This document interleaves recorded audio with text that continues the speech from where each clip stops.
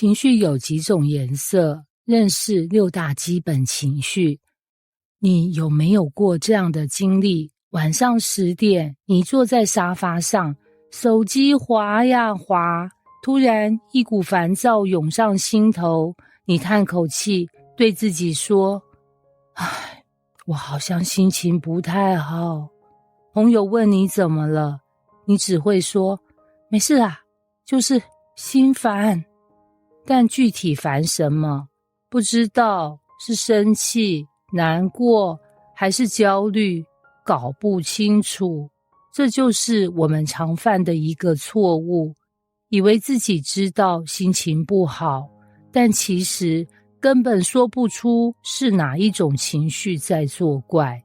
情绪就像一盒水彩颜料，里头有不同的颜色，但当我们混在一起，最后只会变成一团脏脏的灰色。所以这一刻，我们要把情绪水彩盒打开来看，情绪到底有几种？它们的名字是什么？有什么独特的功能？准备好了吗？我们要揭开情绪的面具，看看你心里的那几个主角到底长什么样子。皮克斯说得对，情绪真的有6大主角。如果你看过电影《脑筋急转弯》Inside Out， 你应该对这几位主角不陌生。乐乐、悠悠、怒怒、晶晶、艳艳，还有一些没露脸的情绪。心理学家 Paul Ekman 长期研究不同文化背景下人类的表情与情绪，发现无论是纽约的上班族，还是亚马逊雨林的原住民，大家都会有某几种情绪，而且表达方式非常一致。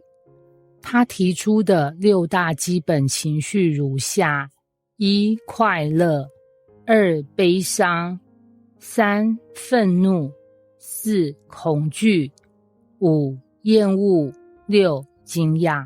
这6种情绪是我们大脑的基本情绪配备，就像手机内建6个 App， 关也关不掉，删也删不了，天天自动启动。但你可能会问，为什么是这6个，而不是8个，或只有3个？我们接着说。1. 快乐，人生的光亮剂。现代人花最多力气追求的情绪就是快乐。快乐会让我们分泌多巴胺，感觉充满能量，愿意互动与付出。想象你升职，考上学校，被告白，吃到炸鸡配珍奶，心里是不是立刻亮起小灯泡？这就是快乐的力量。它的功能很简单，强化你做对的事情的记忆，让你下次还想再做。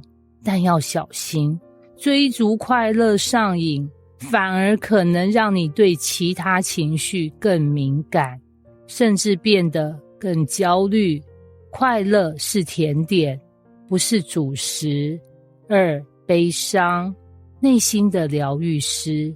多数人讨厌悲伤，但其实悲伤是我们内建的伤口处理系统。当你失去一个人、一段关系、一个梦想，悲伤会提醒你，你在失落，你需要时间哀悼。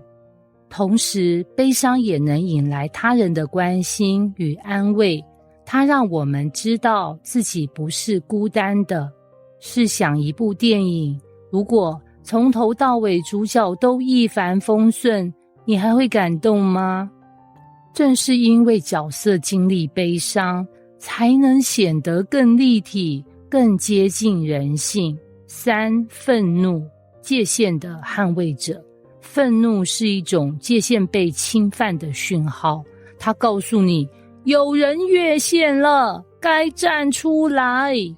比如有人插队，主管无理要求，亲人冷暴力，你愤怒。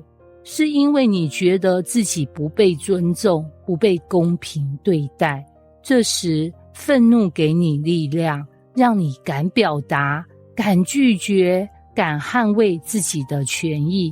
但是愤怒需要被理解，不代表任性爆炸。压抑愤怒只会累积火药桶，但乱丢愤怒也会伤人又伤己。4. 恐惧。危机预警雷达。恐惧可能是最常让我们不舒服的情绪。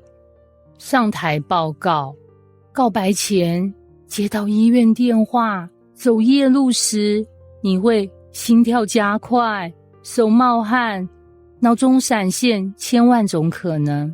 但恐惧的设计是为了保命，它让你小心评估风险，准备逃生方案，甚至提高专注力。恐惧不是胆小，而是智慧的反射。问题是，你恐惧的是现实还是想象？如果你每天都在担心万一怎么样，那恐惧就不再是保护你，而是困住你。5. 厌恶。避雷系统的启动器。厌恶听起来不讨喜，但它是我们生理与心理的洁癖系统。你看到腐败食物，立刻恶心；你听到某种行为，马上起鸡皮疙瘩。这种感觉不是无理取闹，而是我们的身体在说：别碰，有毒。从小孩会自然而然讨厌苦瓜，到大人对情绪勒索的人产生厌恶，这都是一种界限建设的开始。厌恶帮助我们选择与谁亲近，与谁保持距离。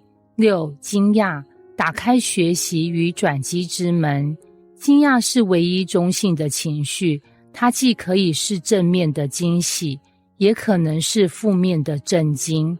你收到一份意想不到的礼物，你惊讶，你突然被解雇，你也惊讶。惊讶的功能在于打断你原本的预期，打开重新理解世界的可能。它让我们学会接受不同，进入改变的起点。情绪不是问题，不了解情绪才是问题。很多人以为自己情绪太多，但其实我们真正缺乏的是情绪识别能力。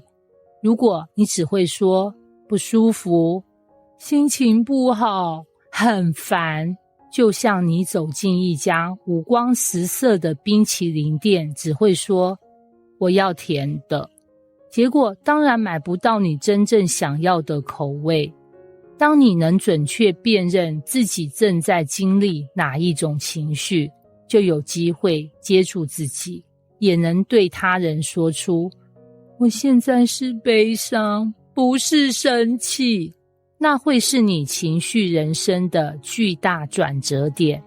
结语：打开情绪水彩盒，你才有选择的自由。6种基本情绪不是敌人，而是导师。他们不会来找麻烦，而是要让你成长得更有感、更有力。从今天起，试着不再只是说我不开心，而是问问自己，我现在究竟是哪一种情绪？当你开始能够分辨每一种情绪的颜色，你会惊讶发现，原来人生不是灰蒙蒙的一片，而是一幅层次丰富的画。接下来，我们要开始学习这些炸弹颜色会如何在人际关系里引爆或引导。别错过